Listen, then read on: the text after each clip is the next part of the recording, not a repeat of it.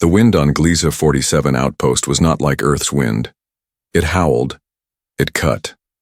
It punished. The human workers called it the blade breeze because it felt like knives against the skin. Most people avoided walking outside at night. It was too cold, too cruel. But Jacob Reed, a quiet maintenance worker, was walking home late after a long shift. His gloves were worn and his breath turned to fog with every step. The steel walls of the colony groaned in the distance as the wind slammed into them. He took a shortcut behind the power station, a narrow alley between two storage units. That's when he saw it, a small shape, huddled beside a garbage vent. At first, Jacob thought it was just broken gear or trash. Then, it moved. He stepped closer, careful, slow. It was a girl, alien. She was curled up into a tight ball, arms around her legs, her skin a pale blue color that shimmered slightly under the red moonlight. She wore only thin cloth, torn and dirty. Her hair was matted with ice. Her shoulders shook violently. She was freezing to death. Jacob knelt beside her. "Hey," he said gently, "can you hear me?" Her eyes opened just a little, bright violet glowing faintly. She flinched as if expecting to be hit. "It's okay," he said, softer now. "I'm not here to hurt you." She didn't speak, didn't move. Jacob looked around. No one else was out here. No patrols, no cameras, and no one coming to help. He didn't think. He acted. He pulled off his thick thermal jacket and wrapped it around her small frame. She was cold, ice cold. Her body didn't resist. She simply blinked, then slowly leaned into the warmth. "You'll freeze out here," he whispered. Carefully, he picked her up. She was so light it was like carrying a child. Her head rested against his chest. She was still shaking. Jacob didn't understand why she was out here. But in that moment, it didn't matter. She needed help, and he couldn't just walk away. His room in the workers' quarters was small, barely enough for one person, but it was warm. Jacob laid her gently on his bunk and brought over a thermal blanket. Her eyes stayed open, watching his every move. Still no words. He placed a hot packet of soup near her, but she didn't touch it. She was scared. He pulled over a stool and sat beside the bed. "I don't know your name," he said. "I'm Jacob." She said nothing. "That jacket I gave you, it's yours now, keep it." Still nothing. Then, very slowly, she whispered something in a broken voice. "Sira." He leaned closer. "What?"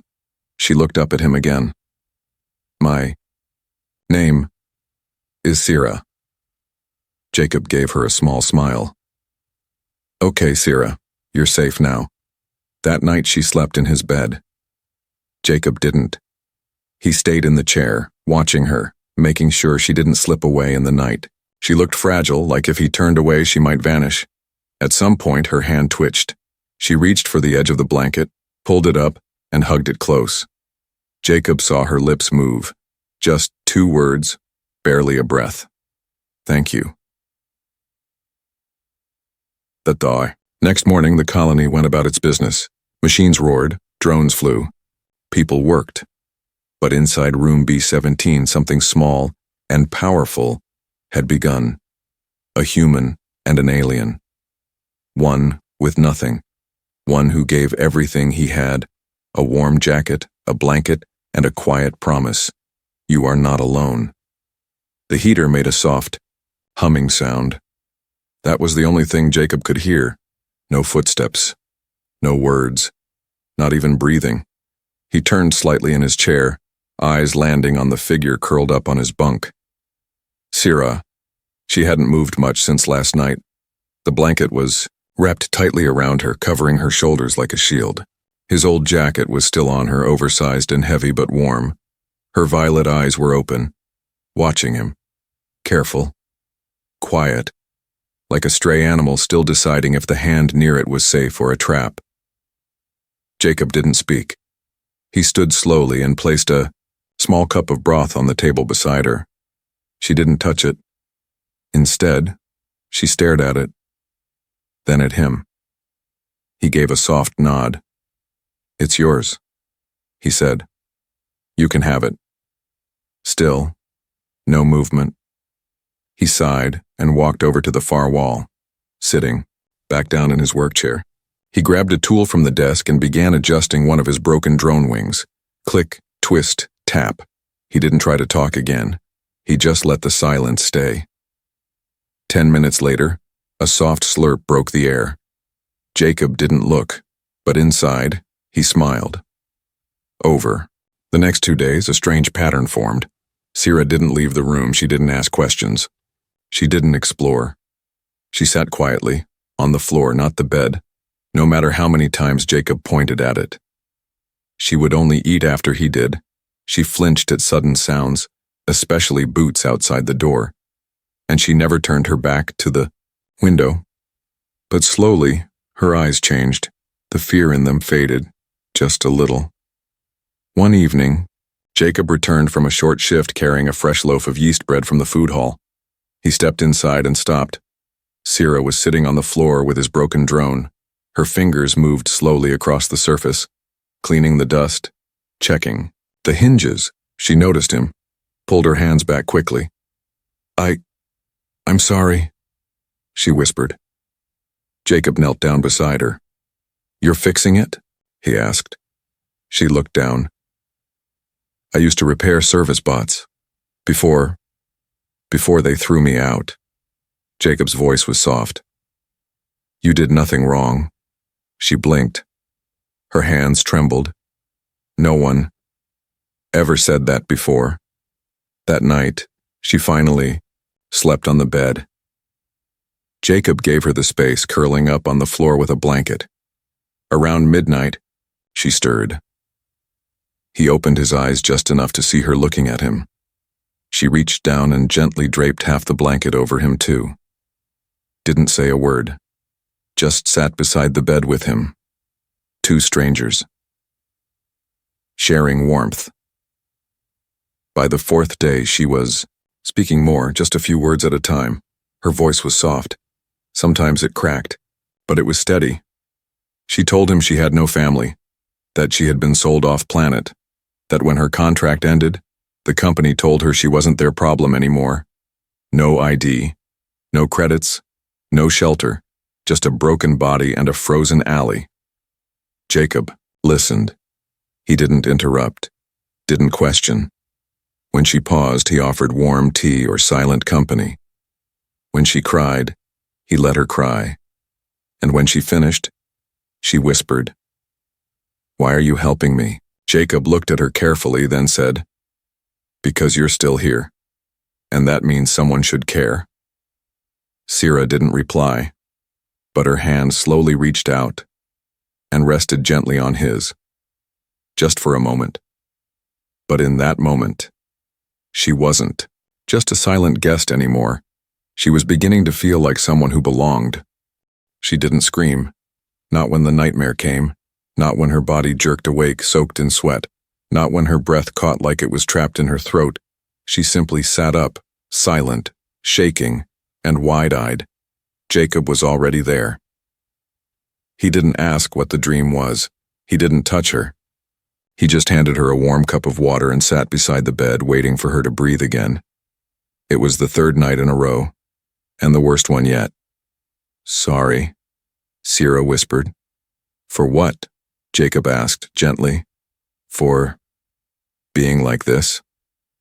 He shook his head slowly. "You're surviving." She looked away. "It doesn't feel like living." There was a long pause. Then she spoke again, softer this time. "I used to sleep on metal floors. The cargo bays, I got used to pretending the cold wasn't there. It made the days easier." Jacob leaned forward. "What cargo bay?" And then, she told him, it came in pieces. Broken words. Short sentences. Eyes that stared at the floor. Her planet had been raided during a civil conflict. Her people were scattered. She had been taken, processed, sold. Not as a slave, no one used that word anymore, but as temporary off-world labor. She cleaned, Ship halls, polished metal, changed filters, served meals to officers who never looked at her. They didn't hit her. They didn't need to. They treated her like air, until one day her contract ended, and instead of a thank you, they shoved her out with a digital slip. Not our concern, no transport, no shelter, no translator. Just dropped on a cold mining colony with nothing but her bare hands. And then came the cold, the hunger, the weeks of hiding behind vents and under crates, until Jacob.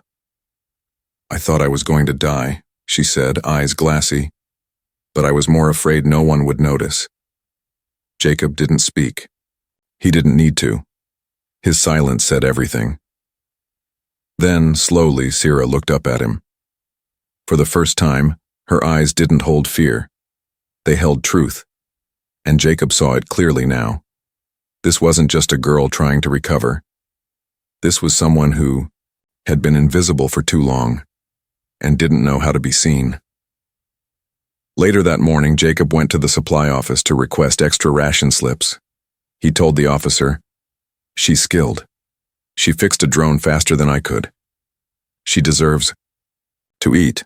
The officer glanced down at the system. "She's not registered," he said flatly. "No papers, no ID, no job, no food." Jacob's jaw tightened. "Then give her mine." That evening, Sierra noticed Jacob's food tray was lighter than usual. She looked at him. "Did they deny me again?" He nodded. She pushed her tray toward him. "You eat." He pushed it back. "We both do." Her lip trembled. "I don't want you to suffer for me." Jacob smiled gently. "I'd rather suffer with you than ignore what you're going through." Sierra turned away, hiding her face. But she didn't cry. She just said very softly, "Thank you for seeing me." And in her violet eyes he saw something he hadn't seen before. Not fear, not sadness. A spark. It started with a noise, a soft chirping sound outside the window. Jacob barely noticed it as he tightened the screws on a broken drone. But Sierra, who usually stayed quiet in the mornings, stood by the window completely still. She was staring at something with wide, curious eyes. A tiny bird-like creature sat on the ledge.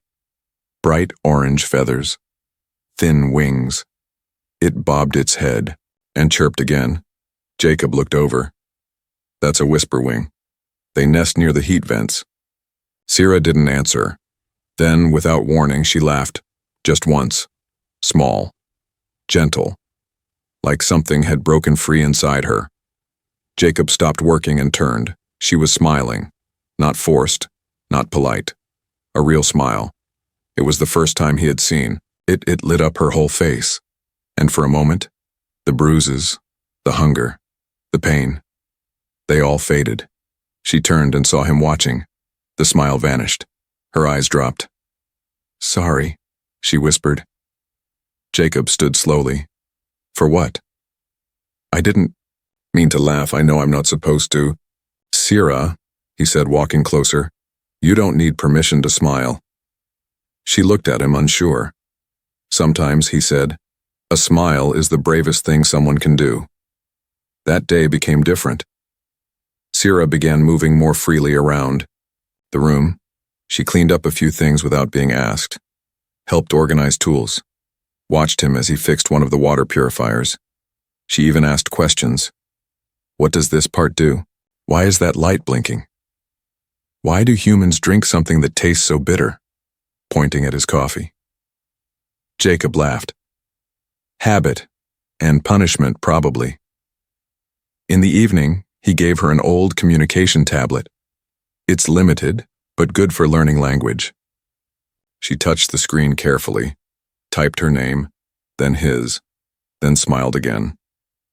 Later, as he cooked dinner, she walked to the shelf where his old drone sat, half broken, dusty. She picked it up, sat at the table, and started repairing it with delicate hands. Jacob watched from across the room, and he didn't say a word. After dinner, they sat near the heater sharing stories. Sierra told him about her home planet, its 3 suns, its floating lakes, and the sound of rain that fell like music. Jacob told her about Earth, about trees taller than towers, about oceans that never froze, about dogs. She found the idea of a furry animal that chased sticks hilarious. That night, as she curled up on the bed, she whispered, "Thank you for today." Jacob sat on the floor, back against the wall. "What about today?" he asked. She didn't answer right away. Then she said, "I didn't feel broken. The next morning she handed him the fixed drone. "All done," she said, proud. He blinked. "You fixed the stabilizer?" She nodded. He powered it up. The lights blinked green. The drone lifted, hovered perfectly, and gently landed again. Jacob stared at her in shock. "You're amazing." She looked down shyly. "I used to be," she said. "Before everything." "You still are." She looked up at him and smiled again, wider this time. In that quiet little room on a forgotten colony, something rare had happened. Not a rescue, not a miracle, but something even stronger. A beginning. The knock on the door wasn't loud, just 3 soft taps, but Jacob felt the weight of it in his chest before he even stood. He opened the door slowly. 2 colony enforcers stood outside, tall, armored, cold. The one on the left spoke first. "Mr. Reed, we've received reports that you're harboring an unregistered alien civilian in your living quarters." Jacob's jaw clenched. "She's not a threat. Did you file a permit?" "No." "Then she is in violation of Colony Safety Regulation 12C. The second officer pulled out a data pad. "We need to speak with her." Jacob blocked the doorway. "She's resting. You're not taking her." Behind him, Sierra stood silently in the corner. She had heard everything. She didn't cry. She didn't speak. She just pulled Jacob's jacket tighter around herself and quietly disappeared into the back room. The officers didn't push. They left. But their message was clear. She wasn't welcome. Later, that evening, Jacob sat alone on the edge of the bunk. He stared at the blank wall, fists clenched. Sierra came out, wrapped in a blanket. He didn't look at her. "I'm sorry," he said. She shook her head. "You've done more than enough. They're going to come back. I know." Then softly she whispered, "I'll leave tonight." Jacob stood, eyes wide. "No. They'll punish you. You'll lose your home, your job. I don't care. You should. I care about you," he said, voice tight.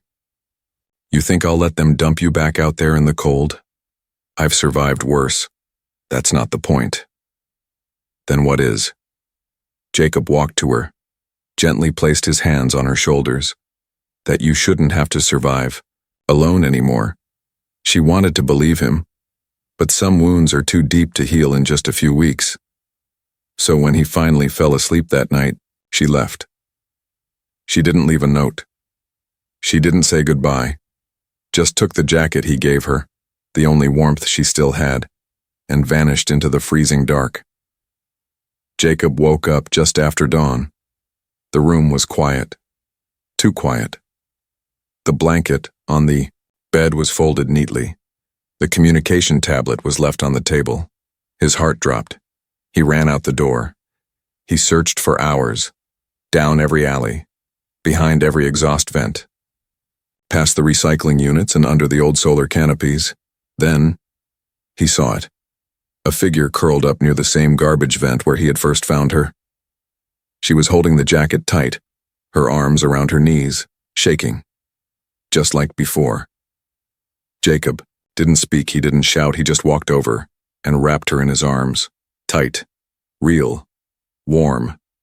Sierra didn't fight it. She just buried her face in his chest. "I didn't want you to lose everything for me," she said, voice breaking.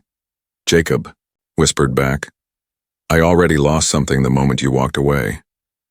For a long time they sat like that, in silence, holding on to something that the cold couldn't steal. Back in his room, Jacob didn't call for help. He called for a meeting with the Colony Oversight Council. And this time, he wouldn't be quiet. The room was small. The walls were clean, gray, and cold. Everything about the Colony Oversight Council chamber felt designed to keep emotion out. But when Jacob Reed stepped onto the speaking platform, he didn't bring silence. He brought a storm. The 5 council members sat behind their glowing desks, dressed in smooth uniforms with blinking badges. The head counselor, a human named Merrick, leaned forward. "You asked for an emergency audience, Mr. Reed. This had better be worth our time." Jacob placed both hands on the platform rail.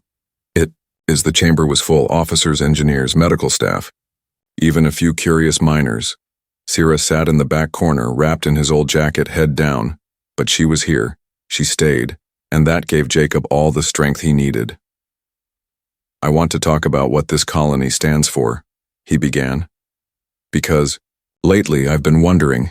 Counselor Merrick raised an eyebrow. "This isn't a political session. We're here to address—" "You're here," Jacob interrupted, "because a girl nearly froze to death outside your walls, and when someone tried to help her, you threatened to punish him." Murmurs broke through the room. Counselor Merrick's voice sharpened. "She is an unregistered alien. There are protocols." "She's a person," Jacob shouted.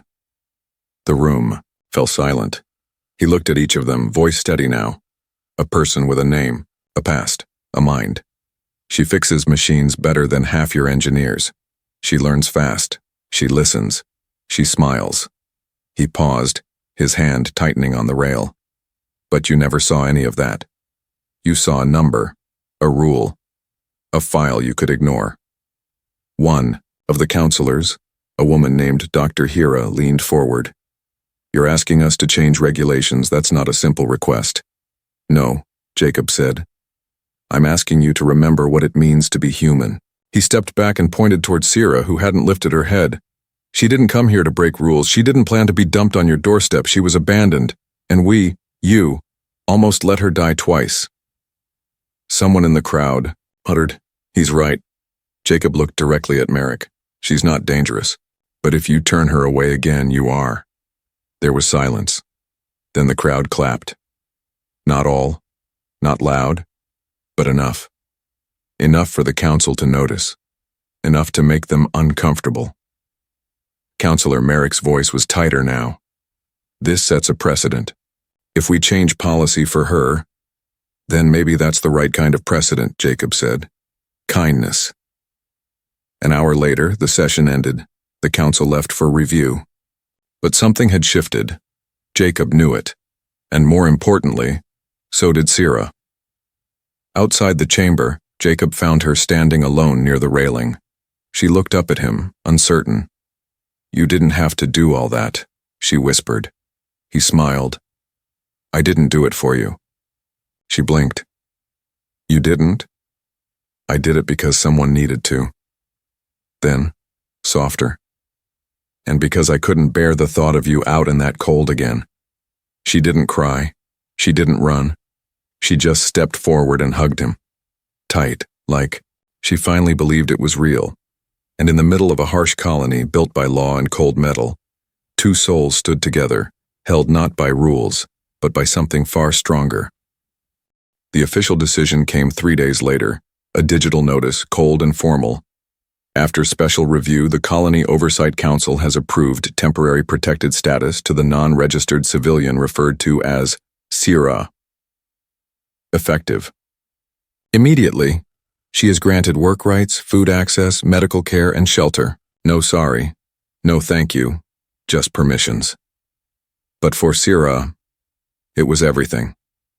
When Jacob read the message aloud to her, she didn't speak at first. She just stood there, the words echoing in her ears like a sound she wasn't used to hearing. She was allowed to stay.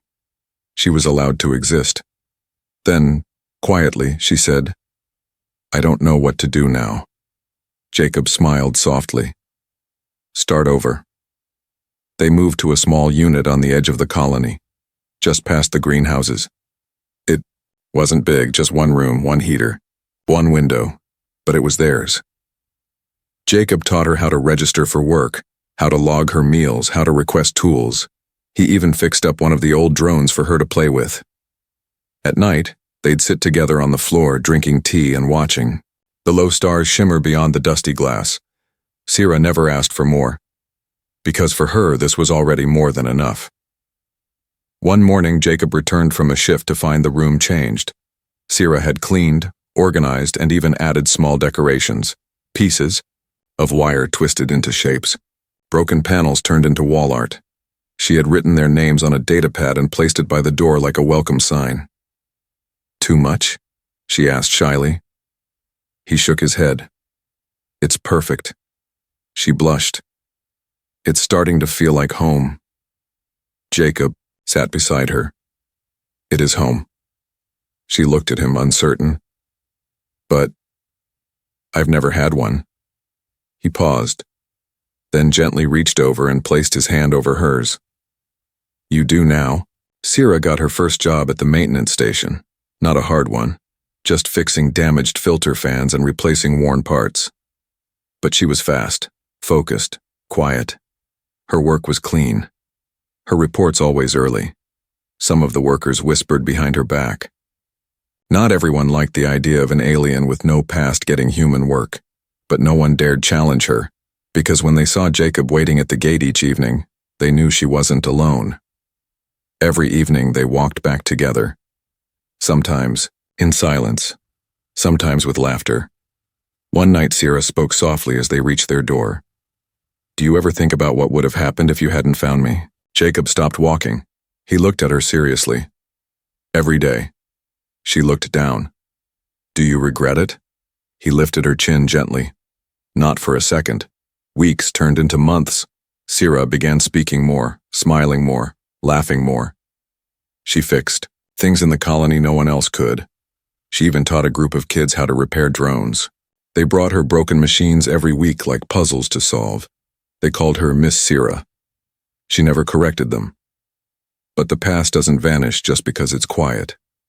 One night, Sierra woke up with tears on her cheeks. She sat on the floor, curled in a blanket staring out the window. Jacob woke up and sat beside her. She whispered, "Sometimes I still feel like it'll all disappear, like someone will come and take it all back." He nodded. "I know that feeling." She leaned against him. "I just don't want to forget where I came from, but I also don't want to live there anymore." "You're not," he said softly. "You're here. With me." She turned, looked at him for a long moment, then said something she had never said before. "I love you, Jacob." He didn't say anything right away. He just smiled, held her hand, and whispered back, "You've always been someone, Sierra. You just needed a place to be seen." Their life wasn't perfect. They had bad days. Repair jobs, broke. Credits ran low, but they always came back to each other, and that made the hard days feel softer. One day, the colony leaders sent out a call for community mentors, people who could help teach and guide new arrivals, people who had been through something. Jacob and Sierra were the first to sign up. A year after she had been found in the cold, Sierra stood in front of a group of scared, tired faces, new arrivals from a collapsed mining station. Some human, some alien, some quiet like she used to be. She told her story, not all of it, just enough to show them that broken things could be rebuilt, just like people. That night, Jacob came home to find her sitting on the step, watching the stars. He sat beside her, arm around her shoulder. She leaned into him. "I think today," she whispered, "was the first time I felt like more than just someone who was saved." Jacob kissed the top of her head. "That's because you are."